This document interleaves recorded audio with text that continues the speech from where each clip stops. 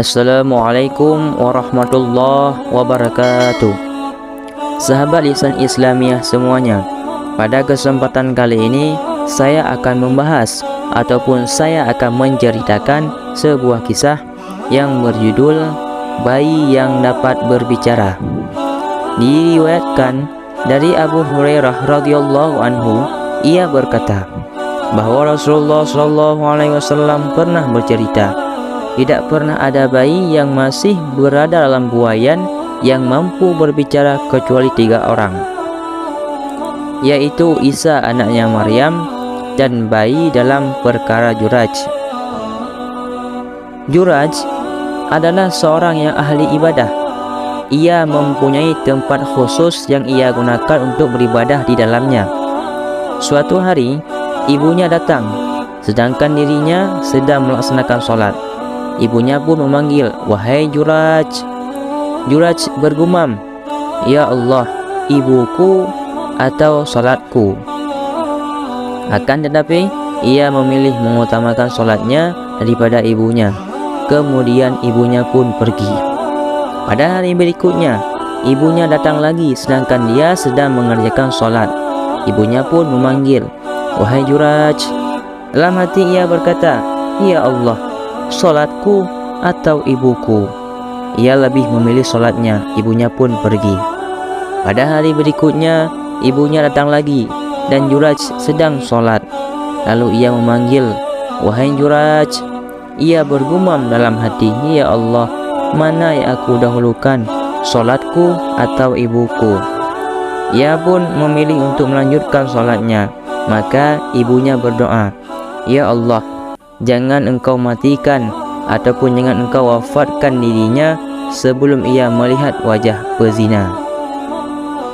Juraj sudah menjadi buah bibir di kalangan Bani Israel karena ibadahnya yang mereka kagumi.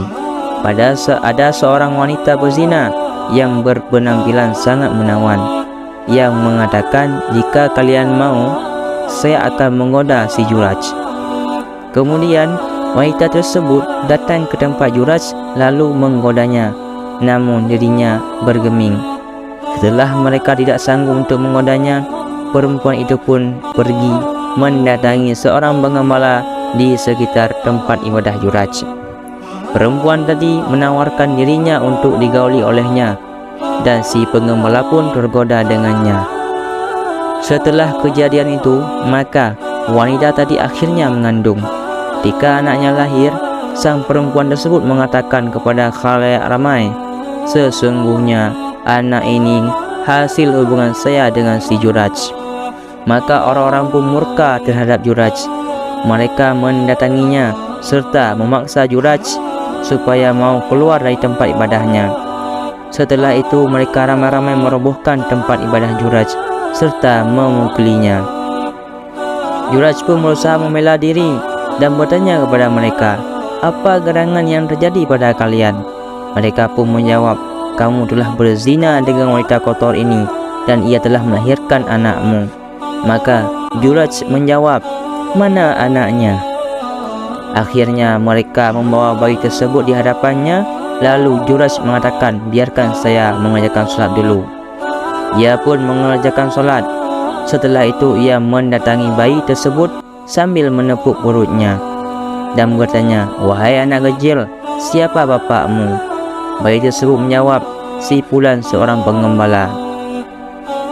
Akhirnya mereka sadar dan merasa bersalah terhadap Juraj, sehingga mereka menciuminya serta mengusap-usap dirinya sembari mengatakan, "Kami akan bangunkan tempat ibadah yang bagus ataupun yang baru untukmu, wahai Juraj, dari emas." Juraj menjawab, "Jangan, tapi bangunkanlah dari tanah seperti sedia kala." Lantas mereka pun membangunkannya.